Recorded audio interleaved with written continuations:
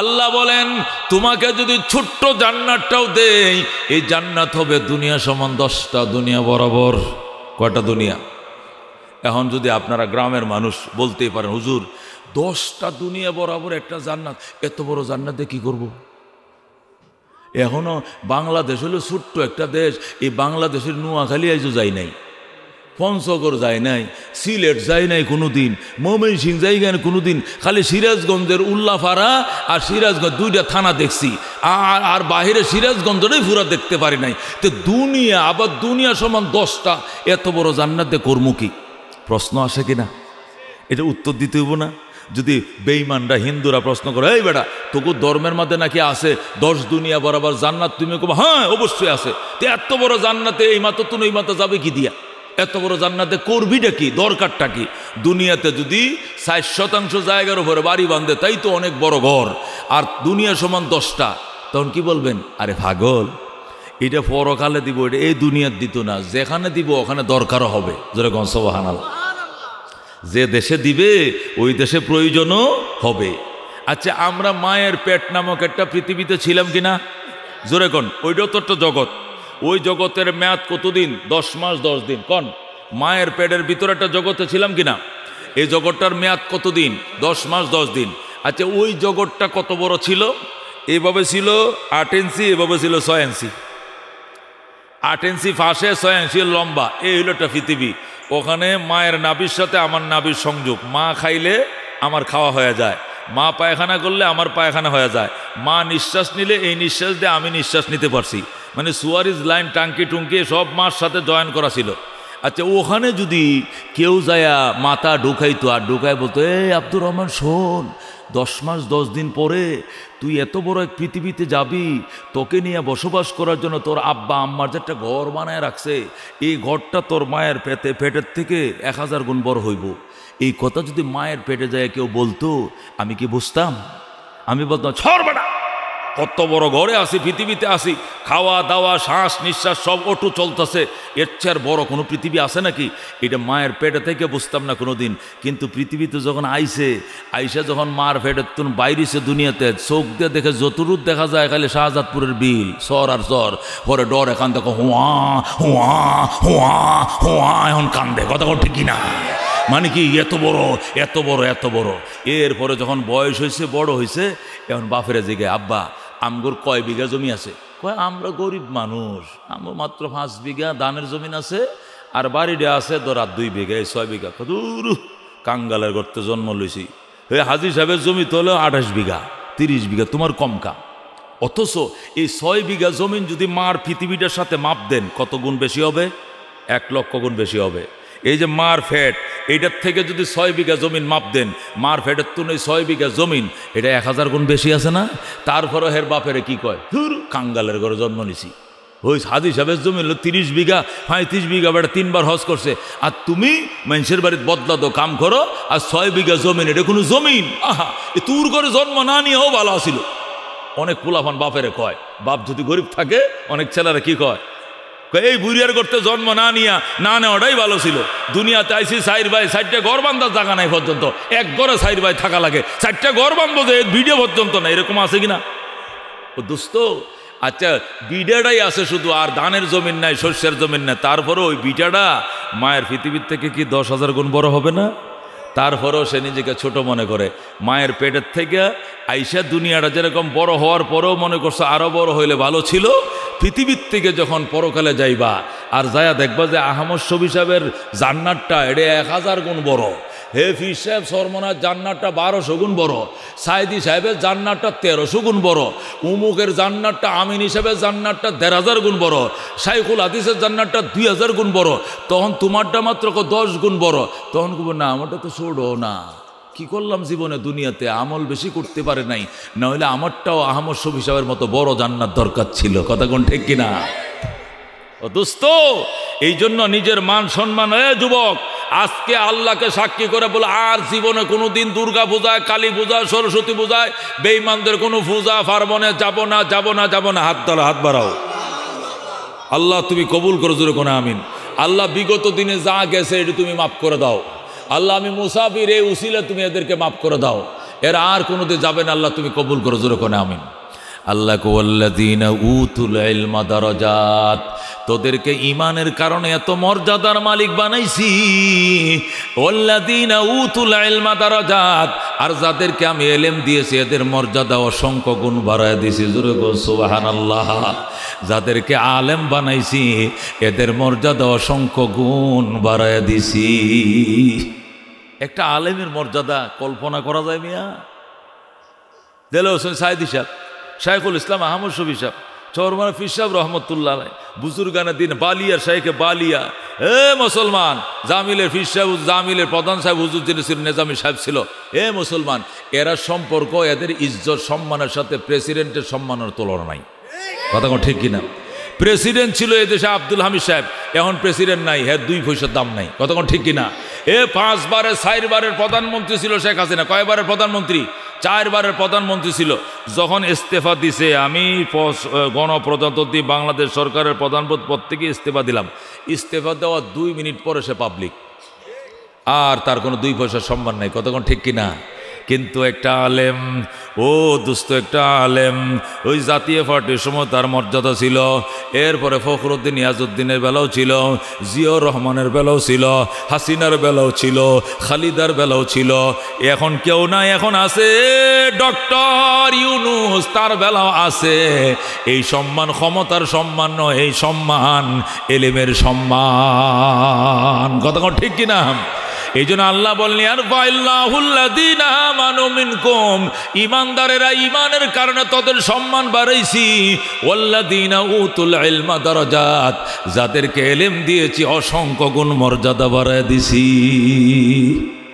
হ্যাঁ মুসলমান, হাফিজুর রহমান সিদ্দিকী আজকে শাহজাদপুর আসুক, 1 লক্ষ মানুষ হয়।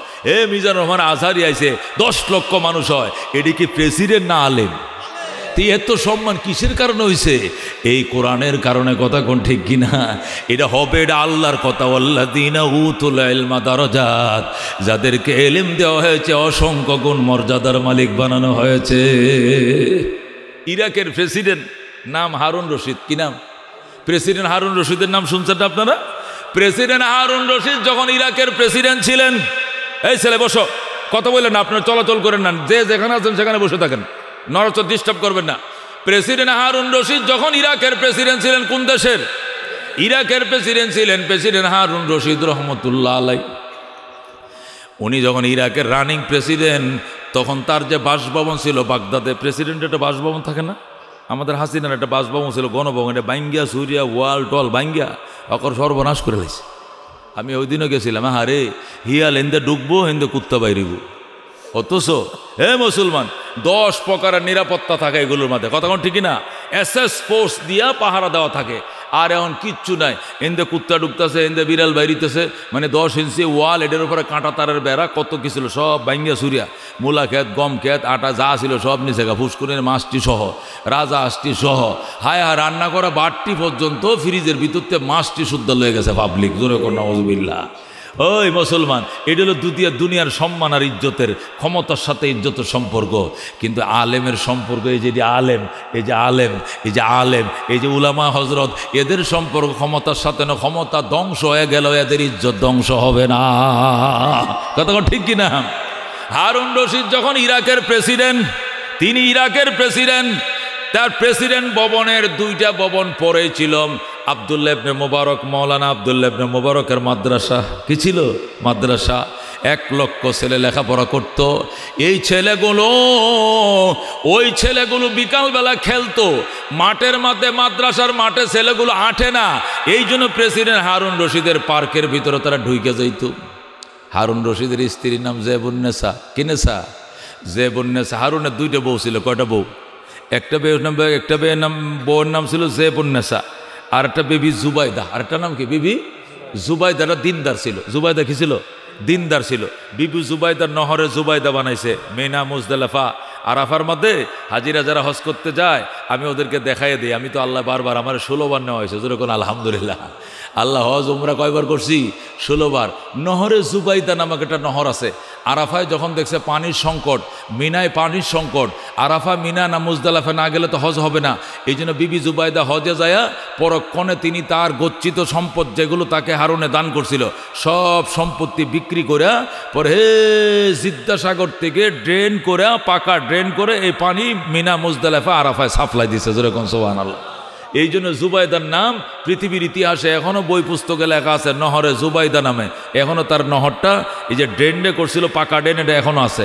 এখন তো আর ওইভাবে পানি নেয় না, এখন তো পাইপিং করে ভিতর দিয়ে পানি নিয়ে যায়, সুইচ সিস্টেম, এখন তো পানি সব জায়গায় আছে। এই ছিল জুবাইদা।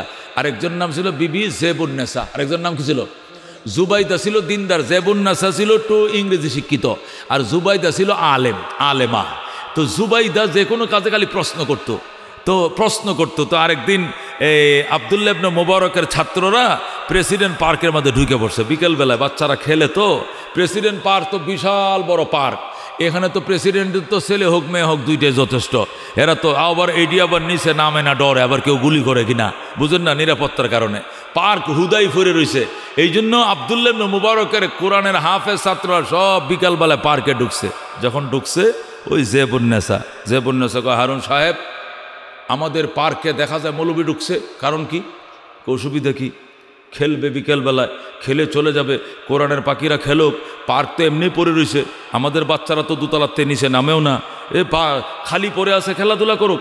কয় না, এটা নিরাপত্তার জন্য ঝুঁকি। কি করতে হবে? কয় দিক দিয়ে গ্রিল লাগাই দাও, যাতেও মাদ্রাসার ছেলেরা আমাদের পার্কে ঢুকতে না পারে। হারুন রশিদ ডাক দেখো, জেবুন্নেসা জ্ঞানী মেয়ে মনে করি তোমাকে বিয়ে করেছিলাম, আমি জানতাম না তোমার ভিতরে জ্ঞান বলতে কোনো কিছু নাই। তুমি কি বলতে চাও? ও জেবুন্নেসা, তামাম ইরাকবাসীদের রাস্তা বন্ধ করতে পারি, কিন্তু উলামায়ে কেরামের রাস্তা বন্ধ করার ক্ষমতা আমার নাই। আল্লাহু আকবার। আমি আলেমদের রাস্তা বন্ধ করতে পারবো না। জেবুন্নেসা কয়, তুমি রাস্তা বন্ধ করতে পারবা না মানে তোমার ক্ষমতা নাই? ক্ষমতাই নাই। জেবুন্নেসা বলে, তাহলে তোমার কাছে আমার প্রশ্ন। কি প্রশ্ন? তাহলে তোমার ক্ষমতা বেশি না হুজুরের ক্ষমতা বেশি? তুমি বড় নাকি আব্দুল্লাহ ইবনে মুবারক মৌলানা আব্দুল্লাহ বড়? তুমি বড় না সে বড়, বলো। আল্লাহু আকবার। হারুন রশিদ ডাক দেখো, জেবুন্নেসা আগে একবার ফাউল করছো, এখন আবার একটা ফাউল করছো। আগে খাইছো হলুদ কাঠ, এখন খাইবা লাল কাঠ। আরেক প্রশ্ন করলে খেলার থেকে তুমি আউট। কতক্ষণ ঠিক কিনা? প্রথম ফাউল করলে ফুটবলে কি খায়? হলুদ কাঠ। পরে ফাউল করলে এর পরের বার খেলার থেকে আউট। কতক্ষণ ঠিক কিনা? তুমি প্রথম হলুদ কাঠ খাইছো কেন? তুমি বলছো রাস্তা বন্ধ করে দিতাম। আমি ফাউল প্রশ্ন তুমি করলা কেন? ইরাকের গোটা ইরাকবাসীর রাস্তা, 10 কোটি ইরাকবাসীর রাস্তা বন্ধ করতে পারবো, কিন্তু মৌলবীদের রাস্তা বন্ধ করার ক্ষমতা আমার নাই। সুবহানাল্লাহ। দিলাম তোমার প্রশ্নের উত্তর, আবার প্রশ্ন করলা, তাহলে তুমি বড় না তুমি হারুন রশিদ, তুমি প্রেসিডেন্ট বড় নাকি মৌলবী আব্দুল্লাহ ইবনে মুবারক বড়? তুমি কার সাথে কাকে তুলনা করো? হে জেবুন্নেসা, তুমি আবার ফাউল করছো। তুমি কার সঙ্গে কাকে তুলনা করো? যদি তামাম দুনিয়া ভরে যায় হারুন রশিদ দিয়া, কোটি কোটি হারুন রশিদকে যদি এক পাল্লায় উঠাও, আর আব্দুল্লাহ ইবনে মুবারকের জুতার তলের বালুগুলো যদি এক পাল্লা উঠাও, আব্দুল্লাহ ইবনে মুবারকের জুতার তলির বালুগুলোর ওজন আল্লাহর দরবারে বেশি হবে। কারণ সে আলেম। জেবুন্নেসা কই, এটা যুক্তিতে বুঝাইতে হবে, তুমি এমনি গদ বান্ধা ওয়াজ করলে হবে না, দলিল দিয়ে বলো। যে হারুন রশিদ ডাক দেখো, শোনো জেবুন্নেসা, আমি প্রেসিডেন্ট হারুন রশিদ। প্রেসিডেন্ট নমরুদের দনের ওয়ারিস পাইছি, প্রেসিডেন্ট কারুনের দনের ওয়ারিস পাইছি, প্রেসিডেন্ট সাদ্দাতের দনের ওয়ারিস পাইছি, প্রেসিডেন্ট ফেরাউনের দনের ওয়ারিস পাইছি, আর আব্দুল্লাহ ইবনে মুবারক দু জাহানের বাদশা রহমতুল লিল আলামিনের দনের ওয়ারিস পাইছে। কার দন দামি বেশি? ফেরাউনের দনের দাম বেশি না নবীর দনের দাম বেশি? যে যেটা করে সে তার ওয়ারিসদার। মনে করে আপনাদের ইউনিয়নের চেয়ারম্যান, যিনি বর্তমানে চেয়ারম্যান নাই, পলাইছে, এই জায়গায় নির্বাচিত হলে আরেকজন বসবে। কোথায় অফিস করবে? যেখানে আগে চেয়ারম্যান যে ইউনিয়ন অফিসে বইতো, এই অফিসে নতুন চেয়ারম্যান বসবে। এই চেয়ারম্যান চলে গেলে নতুন চেয়ারম্যান যিনি আসবে, উনিকে আলাদা অফিস বানাবে না, ওইটাতেই বসবে। কেন? উনি উত্তরাধিকারী সূত্রে পরের চেয়ারম্যান আগের চেয়ারম্যান থেকে ওয়ারিসানা পাইছে। আগের চেয়ারম্যান যে চেয়ারে বসতো, পরের চেয়ারম্যান একই চেয়ারে বসবে, একই ইউনিয়ন অফিসে অফিস করবে। কথা কোন ঠিক কিনা? কারণ পরের চেয়ারম্যান আগের চেয়ারম্যান থেকে এই চেয়ারটা ওয়ারিশ সূত্রে পাইছে। উত্তরাধিকার কতক্ষণ ঠিক কিনা, এটাই ওয়ারিশ বলা যায়। তাই প্রেসিডেন্ট হিসাবে প্রেসিডেন্ট মুজিবের চেয়ারে বসছে প্রেসিডেন্ট জিয়া, জিয়ার চেয়ারে বসছে প্রেসিডেন্ট এরশাদ, এরশাদের চেয়ারে বসছে কি কে খালেদা জিয়া, খালেদা জিয়ার চেয়ারে বসছে হাসিনা। এইভাবে তো চলছে, কতক্ষণ ঠিক কিনা। হারুন রশিদ ডাক দিয়া কয়, দুনিয়ার প্রেসিডেন্ট ছিল নমরুদ, তাম পৃথিবীর বাদশাহের ছিল সাদ্দাত, আমি প্রেসিডেন্ট হারুন রশিদ প্রেসিডেন্ট সাদ্দাতের দনের ওয়ারিশ পাইছি, প্রেসিডেন্ট কারুনের দনের ওয়ারিশ পাইছি। আর আব্দুল্লাহ ইবনে মুবারক মৌলানা সাহেব উনি রহমতুল্লিল আলামিনের দনের ওয়ারিশ পাইছে। সুতরাং দুইটা দন কি সমান? দুইটা দন সমান।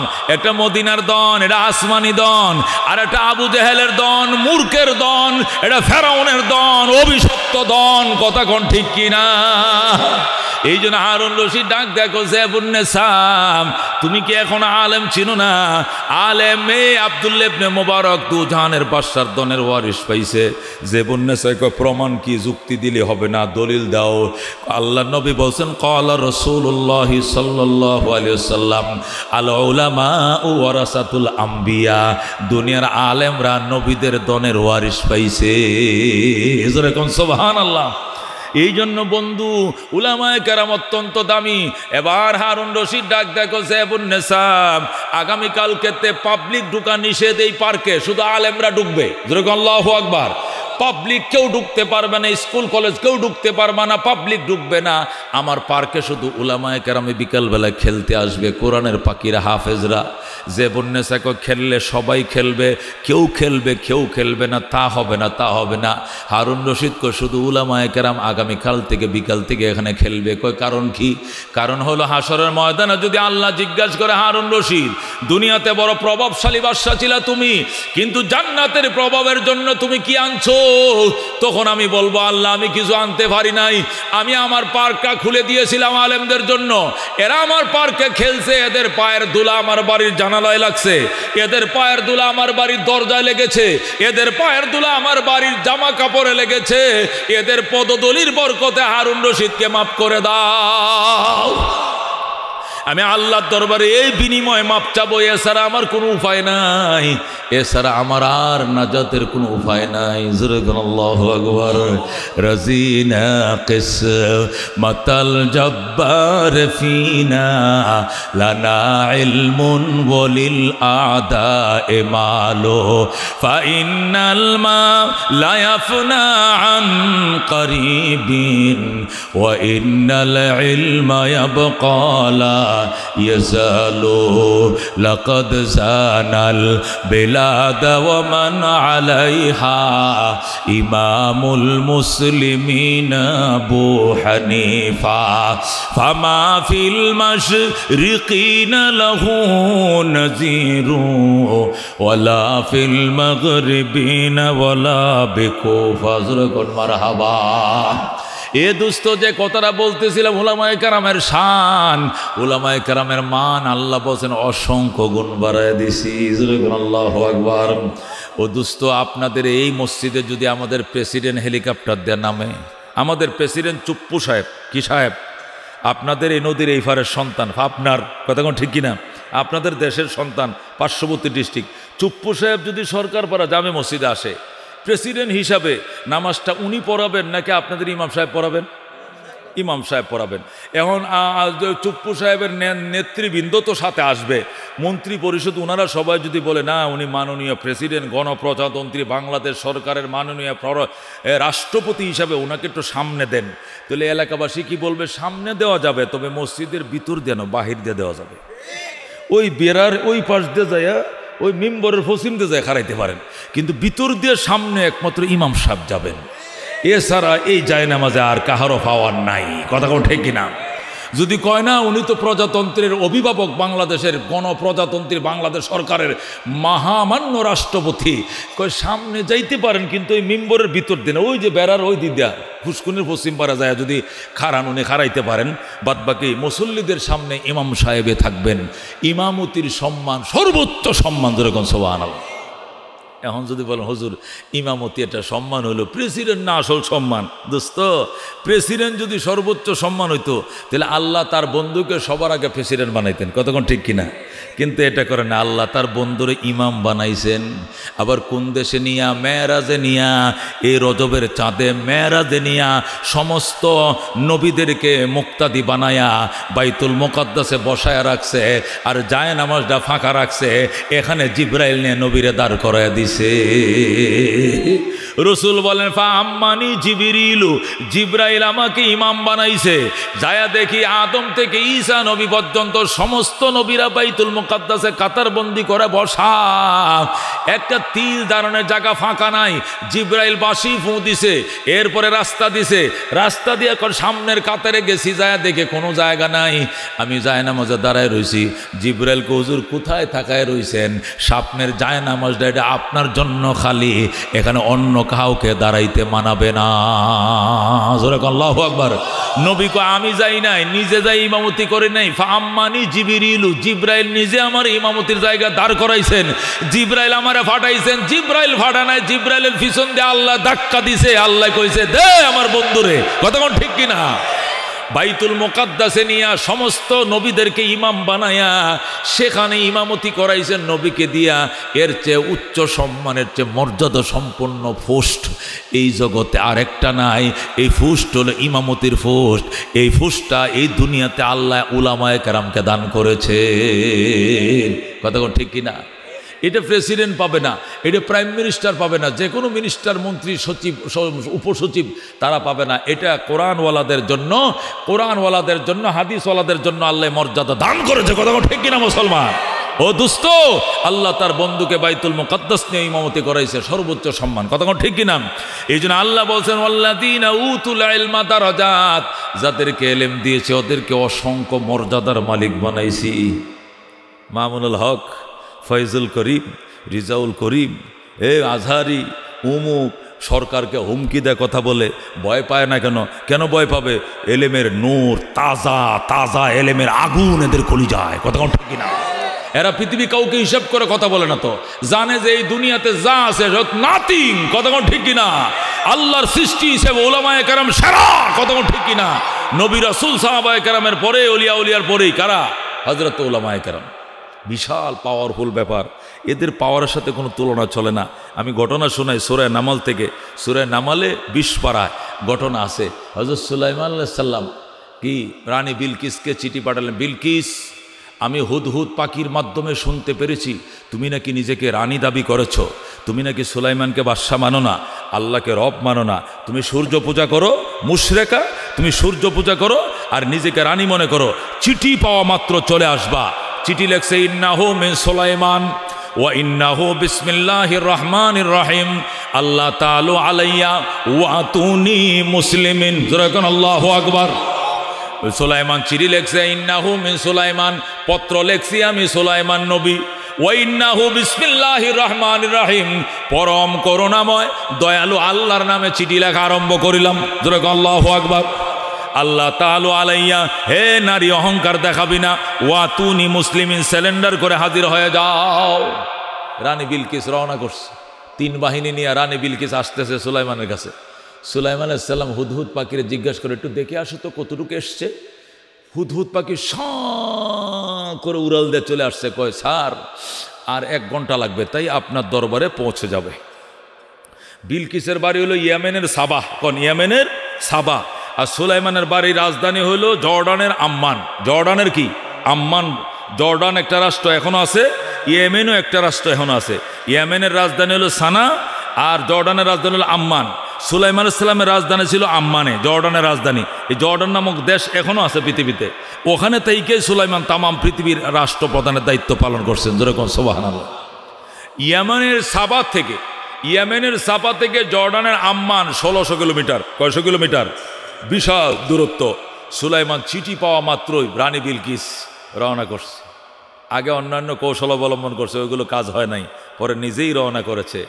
যখন আর 1 ঘন্টাখানিক সময় বাকি আছে, মনে করেন এদিকে একটা বাজার আছে না, আমি বাজারে মাছ কিনছি আজকে, নগদ ডালা আজকে আমি দেশি মাছ পাইছি, নদীর মাছ 2.5 কেজি মাছ কিনছি বিভিন্ন আইটেমের, এই কিতা কিতা মাছ, ট্যাংরা মাছ, দেশি মাছ আর কি, ওই যে লাল লাল কি মাছগুলো কয়, সুন্দরী মাছ, বেত মাছ না, আরও বিভিন্ন মাছ। আমি 1350 টাকা দেয়া মাছগুলো কিনছি। আমার ছাত্র আজগরের ফ্রিজে রেখে আইছি আসার সময়। কইছে আজগর আছে না ওই মাদ্রাসার প্রিন্সিপাল, তোমার ফ্রিজে রাখাও, যাওয়ার টাইমে আমার মনে করে দিয়ে দিও, তাহলে নষ্ট হবে না, তাই না? এতটুক বাজারের কিনারে চলে আসছে। বিলকিস আসতে আর মতো আধা ঘন্টা সময় লাগবে, মোড়া হয়ে আসতেছে। যখন আল্লাহু আকবার, রানী বিলকিস আসতেছে, হুদহুদ কয় স্যার, আর আধা ঘন্টার ভিতরে বিলকিস চলে আসবে। এবার সুলাইমান ডাক দেয়া কয় কে পারবা? কয় কি কে পারবা কি? জিনারা কয় আমরা পারবো, ফরিরে কয় আমরা, দেও বলে আমরা, দানবরা বলে আমরা। ইনসান চুপ করে বসে রয়েছে। কয় বিলকিস আমার দরবারে আসতে আর আধা ঘন্টা লাগবে। এই আধা ঘন্টার পূর্বে এই বিলকিসের যে সিংহাসনটা রাইকে আসছে এই 1600 কিলোমিটার দূরে, এই সিংহাসনটা, এই 7 তলা ভবনটা আমার দরবারে কে আইনা দিতে পারবে? বিলকিসের আগেই পৌঁছাইতে হবে। যেরকম আল্লাহু আকবার। কলা ইফরিতুম মিনাল জিন্নে, জিনের মধ্যে ইফরিত নামক একজন জিন দাঁড়াইছে। ইফরিত, এর নাম কি? ইফরিত নামক জিন। এই সূরা নমলের মধ্যে 20 পারার মধ্যে আছে ঘটনা, আমি সেখান থেকে শুধু অনুবাদ করতেছি। কলা ইফরিতুম মিনাল জিন্নে, জিনের মধ্যে ইফরিত নামক জিন, এর বয়স 2500 বছর। কয় হাজার? এর বয়স কত? এই 2500 বছরের খাম্বা ফিলার বট গাছের মতো ইফরিত দাঁড়াইছে। দাঁড়ায় কয় আনা আতিকা বিহি কাবলা আন তাকুমা মিন মাকামিকা। ওগো আল্লাহর নবী সুলাইমান, তুমি সিংহাসন থেকে দাঁড়াইতে দেরি হবে, বিলকিসের সিংহাসন এখানে হাজির করতে দেরি করা হবে না। ইফরিত বলতেছে, কয় আমি এই বিলকিস আসতে আধা ঘন্টা লাগবে, আমি এই ভবন আনতে আধা ঘন্টা লাগবে না, 10 মিনিট লাগবে। কয় মিনিট লাগবে? 10 মিনিটের ভিতরে আপনি শুধু খালি এখান থেকে সোজা হয়ে দাঁড়াবেন, চেয়ারটা ছেড়ে ওখানে দাঁড়াইবেন, এরপরে দেখবেন যে সিংহাসন সামনে হাজির করে ফেলছে। যেরকম আল্লাহু আকবার। সুলাইমান আলাইহিস সালাম ডাক দেখো, হবে না 10 মিনিট 20 মিনিট হবে না, 10 সেকেন্ডের ভিতরে আনতে হবে। আল্লাহু আকবার। কার পাওয়ার আছে? দাঁড়াও। জিনেরা, ফরিরা, দেওরা, দানবরা কম্মা ফৌসাই দুয়াশয় ফাইতাম না, সম্ভব না। এই 7 তলা একটা বিল্ডিং, ফাইলিং করা ভবন, এটা মাটির নিচ থেকে উপরায়া নিয়ে আসা 10 মিনিট এইটা হইতো না, এর সে কমে ফাটতাম না। জিন ফরিরা সিলিন্ডার করছে। সুলাইমান কয় মৌলবীরা কই? এই মোল্লারা কোথায়? মৌলবীরা চুপচাপ বসে রয়েছে যে মৌলবী হোক না, স্বাস্থ্য নাই। বোঝা যায় যখন মরা, কিন্তু ভিতরে আগুন। জোরে কোন আল্লাহু আকবার। এ দুস্থ মৌলবীরে কিনারে বসে রয়েছে। সুলাইমান, কিরে তোরা কথা কস না কা? এই তোরা কথা কস না কা? হুজুর কি কমু কি কমু কি কমু, এরা তো 10 মিনিট আইনা দিবে। দেও দানব জিনেরা দাঁড়াইছে, জিনদের প্রতিনিধি ইফরিত দাঁড়াইছে, 10 মিনিট লাগবে, তুই পারবে নি? একটা দাঁড়ায় গো, স্যার আমি আনতে শোকের পাতা বাড়ি দিতে দেরি হবে, বিলকিসের সিংহাসন আনতে দেরি হবে না। আল্লাহু আকবার। সুলাইমান কো তোর নাম কি? আমার নাম আসিফ ইবনে বরখিয়া। যেরকম আল্লাহু আকবার। সুলাইমান আলাইহিস সালামের আপন খালাতো ভাই, সুলাইমান নবীর আপন খালাতো ভাই। সুলাইমানের বাবা 99টা বিয়ে করছে। কয়টা বিয়ে করছে? সুলাইমানের বাবার নাম কি? দাউদ আলাইহিস সালাম। কি নাম? সুলাইমান আলাইহিস সালামের খালতো ভাই, ওনার নাম হযরত আসিফ ইবনে বরখিয়া। ওই আসিফ ইবনে বরখিয়া লাফতে দাঁড়াইছে। দাঁড়ায় কো আনা আতিকা বিহি কাবলা আন ইয়ারতাদ্দা আলাইকা তরফুকা। জোরে কোন সুবহানাল্লাহ। কাবলা আন ইয়ারতাদ্দা আলাইকা তরফুকার অর্থ কি জানেন? কো চোখের যে এই যে পশমটি আছে না, এটাকে কি কয় আপনাদের দেশে? চোখের বুরু কয়, চোখের পুতলি কলে, চোখের পাতি বলে, বলে কিনা? কয় কাবলা ইয়ারতাদ্দা আলাইকা তরফুকা, কয় চোখের পাতির উপর থেকে নিচে বাড়ি দিতে যত সময় লাগে, সুলাইমান রে বিলকিসের সিংহাসন আনতে এত সময় লাগবে না। আল্লাহু আকবার। সুলাইমান কো বলস কি, তুই কি ডাকাইত না মানুষ? আমি মানুষ। কেমনে কো এলেমের পাওয়ার। আল্লাহু আকবার।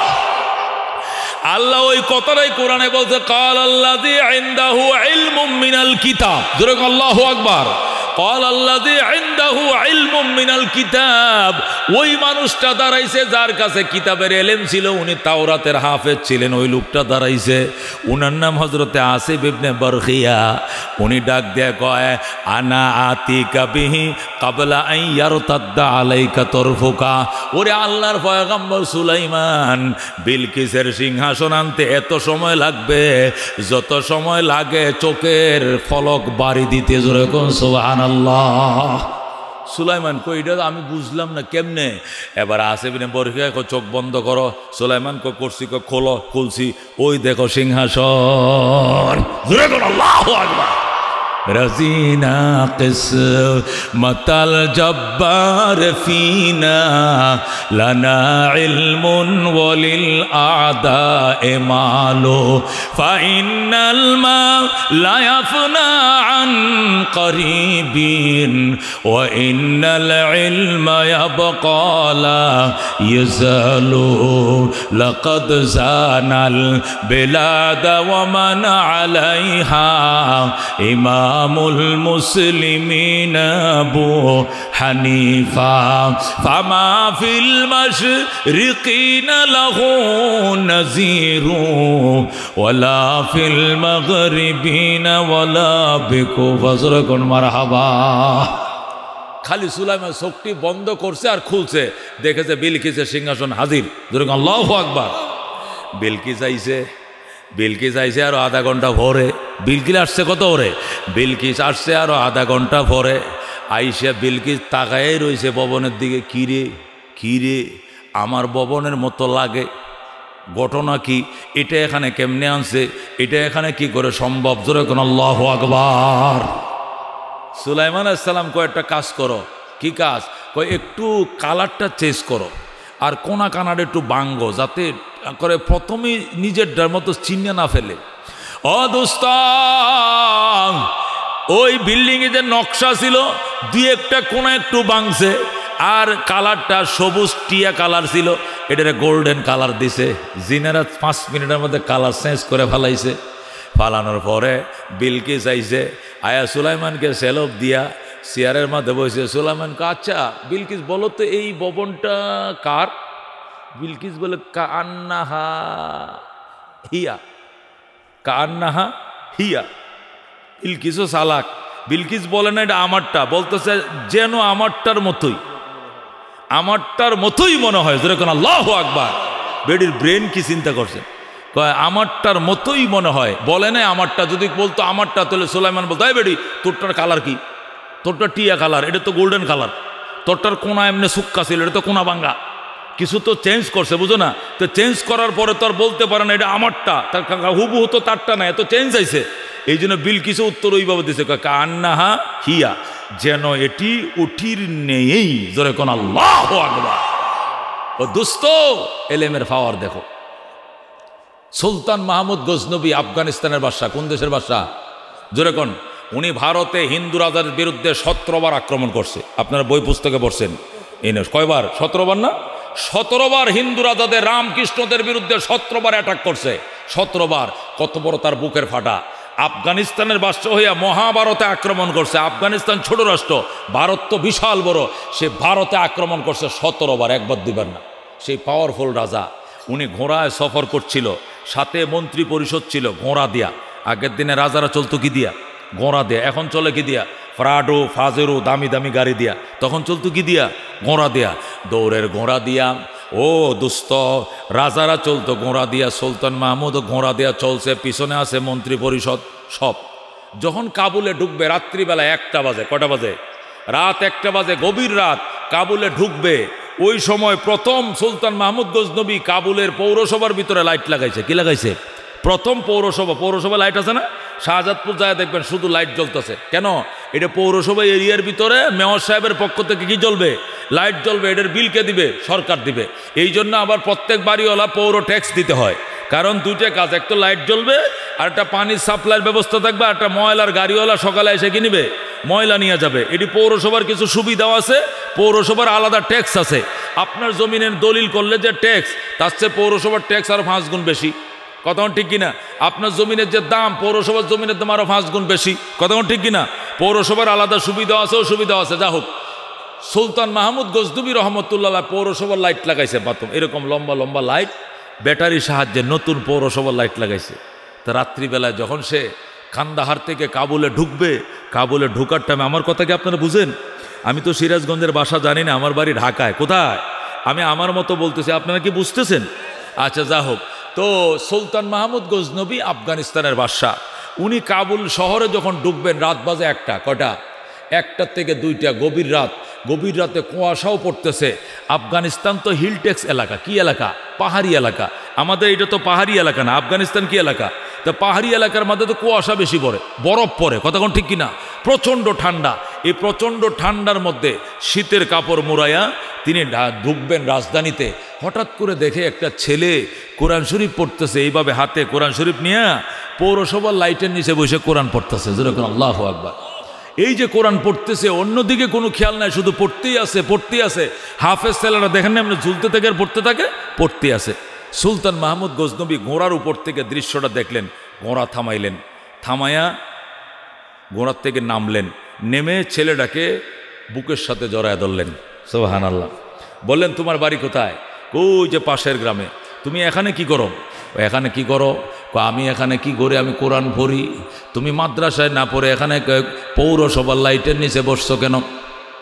এই মহিলারা কথা বলবেন না, মা বোনেরা, আপনাদেরকে অনুরোধ জানাই, একটা মাহফিল হচ্ছে বাবা, আপনারা গুনাহগার হবেন যদি ডিস্টার্ব হয়, আল্লাহর এখানে গুনাহগার হবেন, কেউ এই কাজটা করেন না। দামি কথা, কথা ঠিক কিনা?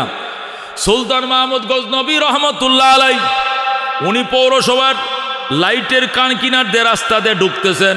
হঠাৎ করে দেখেন একটা ছেলে আল্লাহর কোরআন পড়তেছে, শীতের মধ্যে কাঁপতেছে, শীতের পোশাক নাই, শীতের পোশাক তার গায়ে নাই, একটা পাঞ্জাবি পরা, শুধু কাঁপতেছে। কারি তৈয়ব সাহেব রহমতুল্লাহ আলাই, যিনি দেওবন্দ মাদ্রাসার 50 বছর প্রিন্সিপাল ছিলেন, উনি একটা বই লেখছেন বহু বলিয়া খুতবাতে হাকিমুল ইসলাম। এই খুতবাতে হাকিমুল ইসলামের মধ্যে এই ঘটনাটা আসছে। তিনি কারি তৈয়ব সাহেব লেখছেন, সুলতান মাহমুদ ঘোড়ার থেকে নামলেন, নেমে ছেলেটাকে বুকের সাথে জড়ায় ধরলেন। এরপরে বললেন, তুমি এখানে কোরআন পড়ো কেন? আমার ওই যে পাশের গ্রামে আমার বাড়ি, আমি ওখানে একটা মাদ্রাসায় হাফিজিয়া পড়ি।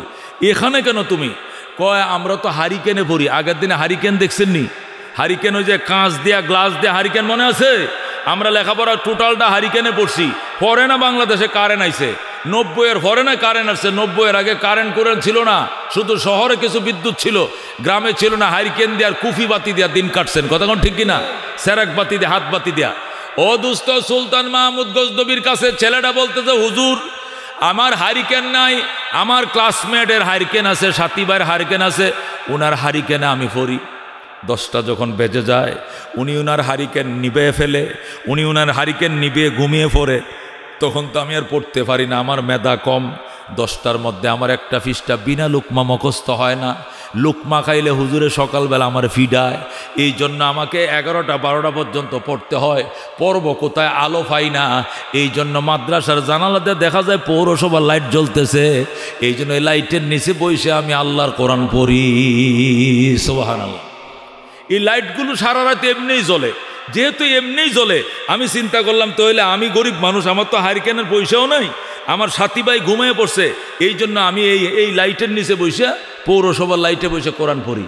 সুলতান মাহমুদ কয়, তুমি ঘোড়ায় উঠো। আমি উঠবো না। উঠো। কয় না। তোমাকে আবার পৌঁছায় দেবো, তুমি উঠো, অল্প সময়ের মধ্যে তোমাকে পৌঁছায় দেবো। জোর করে সুলতান মাহমুদ গজনবী ঘোড়ায় উঠাইছে, ঘোড়ার পিঠে উঠাইয়া রাজধানীতে নিয়ে গেছে, নিয়া নিজের গদির মধ্যে ছেলেকে বসাইছে। আল্লাহু আকবার। সুলতান মাহমুদের যে আফগানিস্তানের যে গদি ছিল কাবুলে, নিজের রাজ সিংহাসনের মধ্যে ছেলেটাকে বসাইছে। বসায় আজকের থেকে তুমি আফগানিস্তানের বাদশা। আল্লাহু আকবার। তুমি আজকের থেকে প্রেসিডেন্ট। ছেলে ডাক দেখো, আঙ্কেল আমার প্রেসিডেন্টগিরি লাগতো না, আমাকে আবার দিয়ে আসেন, আমি কোরআনের প্রেসিডেন্ট হতে চাই। আল্লাহর কোরআন আমি সিনার মধ্যে ধারণ করতে চাই, আমার প্রেসিডেন্টগিরি লাগতো না, আমার দিয়ে আসেন। সুলতান মাহমুদ কয়, তুমি বসো। বসছে। বলো তোমার হারিকেন কয় টাকা লাগে? 5 টাকা। মাসে কেরাসিন কয় টাকা লাগে? 5 টাকা। তেল সাবান কয় টাকা লাগে? 5 টাকা। বোর্ডিং খরচ কয় টাকা? 5 টাকা। 20 টাকা খরচ প্রতি মাসে। কয় হ।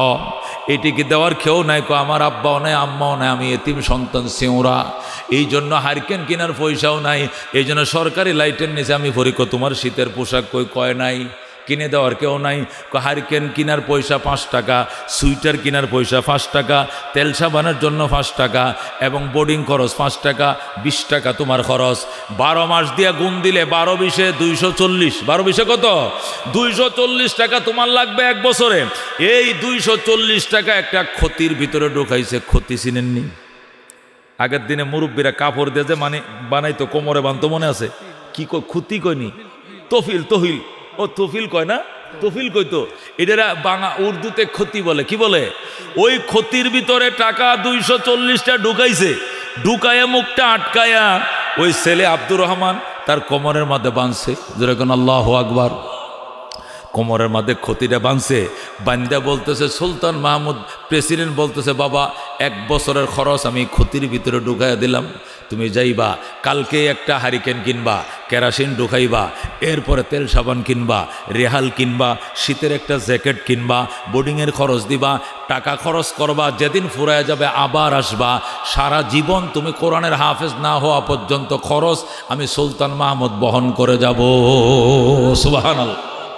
আল্লামা কারি তোয়েব সাহেব খুতবাতে হাকিমুল ইসলামের মধ্যে লেখে, ছেলেটা আবার বলতেছে, আঙ্কেল আমারে মাদ্রাসায় পৌঁছায় দেন, আমার সবক শোনাইতে হবে, আমি পৃষ্ঠা শোনাইতে হবে, আমার তাড়াতাড়ি পৌঁছান।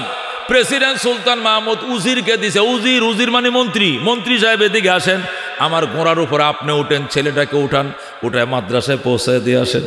আল্লাহু আকবার। উজির ছেলেটাকে ঘোড়ার উপরে উঠাইয়া মাদ্রাসার দিকে নিয়ে যাবে। এখন সুলতান মাহমুদ কাঁদতেছে। ছেলেটা বলে, আঙ্কেল আপনি কাঁদেন কেন? আপনি কাঁদেন কেন? বাবারে কাঁদি যে 12 বছর পর্যন্ত 2টা আশা। কয় বছর? 12 বছর পর্যন্ত 2টা আশা লালন করি, কিন্তু একটা আশাও পূরণ হলো না। তুমি আমার জন্য দোয়া করো, আল্লাহ যেন আমার দোনোটা আশা পূরণ করে। সুবহানাল্লাহ করুন। ছেলেটা বলতেছে, আঙ্কেল আপনার কি আশা 2টা পূরণ হলো না? 1 নম্বর আশা হলো, আমি 12 বছর পর্যন্ত আমি নবীকে স্বপ্ন দেখার জন্য কান্দি, কিন্তু জীবনেও আমি নবীকে স্বপ্ন দেখে পারলাম না। সুবহানাল্লাহ।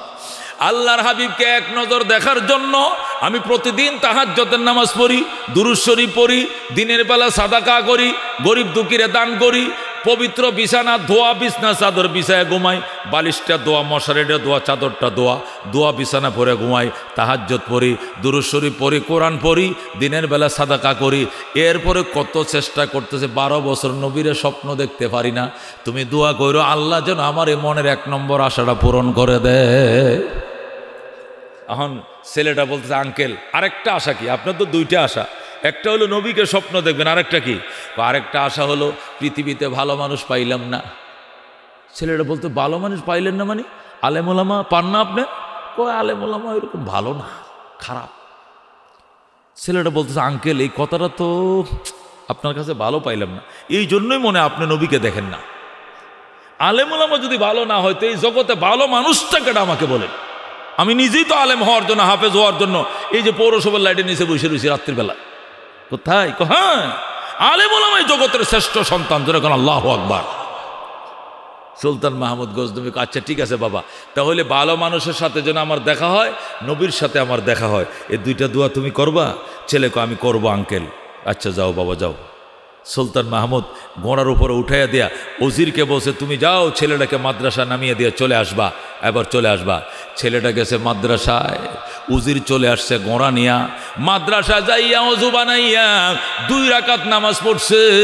এদিক দিয়ে সুলতান মাহমুদ তো ওরা বিদায় দিয়ে ঘুমায় পড়ছে। রাত বাজে 3টা, ঘুমায় পড়ছে।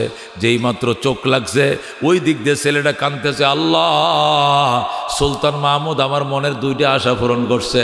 1 নম্বর একটা হারিকেন কেনার বড় আশা ছিল, আজকে হারিকেন কেনার টাকা আমার দিছে। শীতের একটা পোশাক কেনার আশা ছিল, সুলতান মাহমুদ শীতের পোশাক কেনার পয়সাও দিছে। ইয়া আল্লাহ, যে বাদশাহ আমার 2টা মনের আশা পূরণ করার জন্য উসিলা হলো, আল্লাহ তুমিও তার মনের 2টা আশা আজকে রাত্রেই পূরণ করে দাও। আমি অসহায়, আমি এতিম, আমি কোরআনের হাফেজ, দোয়া করি আল্লাহ আঙ্কেলের 2টা আশা পূরণ করে দাও। ছেলেটা মোনাজাত করতেছে, কাঁদতেছে। এদিকে সুলতান মাহমুদ ঘুমাইছে। ঘুমের ঘরে দেখে রহমতুল্লিল আলামিন সামনে দাঁড়ায় রইছে। আল্লাহু আকবার। আল্লাহ নবী সামনে দাঁড়ায় রইছে, বলেন আল্লাহু আকবার। সুলতান মাহমুদ গজনবী নবীর চিন্না ফেলাইছে, নবীরে দেখা মাত্র বুঝে ফেলাইছে উনি নবীজি। সুলতান মাহমুদ নবীরে সালাম জানা, আসসালাতু আসসালামু আলাইকুম ইয়া রাসূলুল্লাহ, আসসালাতু আসসালামু আলাইকা ইয়া হাবিবাল্লাহ। ওগো আল্লাহর হাবিব, আপনি আল্লাহর হাবিব নি? নবী কহ আমি আল্লাহর হাবিব। আপনাকে 12 বছর পর্যন্ত দেখার জন্য কান্দি, কিন্তু আপনি দেখা দেন না, আজকে কি মনে করে দেখা দিলেন? আল্লাহু আকবার। নবী কিচ্ছু বলে না, নবী চুপচাপ শুধু হাসে, নবী মুস্কি মুস্কি হাসে। সুলতান মাহমুদ জিজ্ঞাসা করে, হুজুর আমি তো আজকের থেকে নয়, আমি 12 বছর পর্যন্ত আপনাকে দেখার জন্য কান্দি, কিন্তু কোনোদিন দেখা দেন নাই, আজকে কি মনে করে দেখা দিলেন? নবী কিচ্ছুই বলেন, নবী শুধু হাসে। সুলতান মাহমুদকে নবী কথা বলেন না কেন? নবী কয় চুপ বেটা, দেখা দেই নাই তো দেই নাই, আজকে দিয়েছি, মন চাইছে দেখা দিছি, বাস তোমার আশা তো পূরণ হয়েছে। আচ্ছা ঠিক আছে হুজুর, তাহলে প্রথম আশা পূরণ হলো, নবীকে দেখলাম আলহামদুলিল্লাহ। এখন 2 নম্বর আশা হলো, পৃথিবীর ভালো মানুষ তো পাই না, একটু ভালো মানুষের ঠিকানা দিয়ে যান। নবীকে বলে একটু ভালো মানুষের ঠিকানা বলে যান, সকালবেলা তার কাছে যাব, ভালো মানুষ, তার জুতাগুলো আমি সোজা করব। নবী ডাক দেখো, সুলতান মাহমুদ নিজের অনেক পণ্ডিত মনে করো, অনেক চালাক মনে করো, তোমার তো জ্ঞান নাই, তুমি কি এখনো ভালো মানুষ চিনো নাই? কয় চিনি নাই। হে সুলতান মাহমুদ গজনবী, 12 বছর পর্যন্ত কান্দো, আমি নবী তোমার দেখা দেই না, কিন্তু আজকে ভালো মানুষকে একটু সাহায্য করছো, তার হারিকেন কেনার টাকা দিছো, তার বোর্ডিংয়ের খরচ দিছো, কেরাসিন কেনার টাকা দিছো, এটা সুইটার কেনার টাকা দিছো। যেই মাত্র ভালো মানুষটা হাত বাড়াইছে, আল্লাহ তার মনের আশা পূরণ করে দাও। এই ছেলেটা হাতটা বাড়ানোর সাথে সাথে আমি মদিনায় টিকতে পারি নাই, দেখা দিয়ে দিছি। যেরকম আল্লাহু আকবার। তুমি কি এখনো চিনো না ভালো মানুষ কাকে বলে? নিজেরা ফাঁকনা মনে করো, আলেমদেরকে ভালো মনে হয় না। নাস্তিকরা যেরকম বলে মৌলবীরা বড় খারাপ, কথা কোন ঠিক কিনা? কমিউনিস্টরা নাস্তিকরা বলে আলেমরা আরো খারাপ, বলে কিনা? ওই সুলতান মাহমুদ তুমি তো নাস্তিকের মতো, কি কথা বললা? তুমি 12 বছর ধরে নবীরে দেখার জন্য কাঁদতেছো, আমি দেখা দেই না, আজকে ভালো মানুষ যেহেতু হাত বাড়াইছে এই জন্য আমি দেখা দিছি, নতুবা দেখা দিতাম না। এখনো তুমি ভালো মানুষ কারে চিনো না? আরে পাগল, আমি নবী হাদিসই তো বইলে আসছি, খাইরুকুম মান তাআল্লামাল কুরআন ওয়া আল্লামা। তোমাদের মধ্যে সবচেয়ে ভালো মানুষ হলো ওই মানুষ যে নিজে কোরআন শিখে অন্যকে শেখায়। যেরকম সুবহানাল্লাহ। আল্লামা কারি তৈয়ব সাহেব এই ঘটনাটা সুলতান মাহমুদের থেকে নকল করে কিতাবের মধ্যে লেখছে। এরপরে লেখছে, আমাদের আকাবেরদের অভিজ্ঞতা থেকে বলছি, এই কোরআনের হাফেজদের আলেমদের খাবারের ব্যবস্থা যারা করবা, এদের একটা জামা কাপড় যারা সিলাই দিবা, এদেরকে যারা 1 জিল কোরআন শরীফ দিবা, বাবা তুমি হাফিজি খানায় পড়ো, তোমার 1 জিল কোরআন শরীফ দিলাম 500 টাকা দেহা দিয়া, তোমাকে একটা রেহাল বানায় দিলাম, তোমার একটা রমজান মাসে একটা জুব্বা বানায় দিলাম, তোমার একটা পাঞ্জাবি বানায় দিলাম, তোমার 250 টাকা দিয়ে শীতের একটা কম্বল কিনে দিলাম গরিবের সন্তান। এই যে দিয়া যদি তুমি নিয়ত করো, আল্লাহ তোমার কাছে আর কিছু চাই না, একটাই চাই, তোমার নবীরে দিদার দাও, তোমার নবীরে দেখতে চাই। নবীকে দেখার নিয়তে যদি কেউ দাও, অসহায় বাচ্চাদেরকে দুনিয়ার জীবনে নবীরে স্বপ্ন না দেখে তোমার মরণ হবে না, হবে না, হবে না।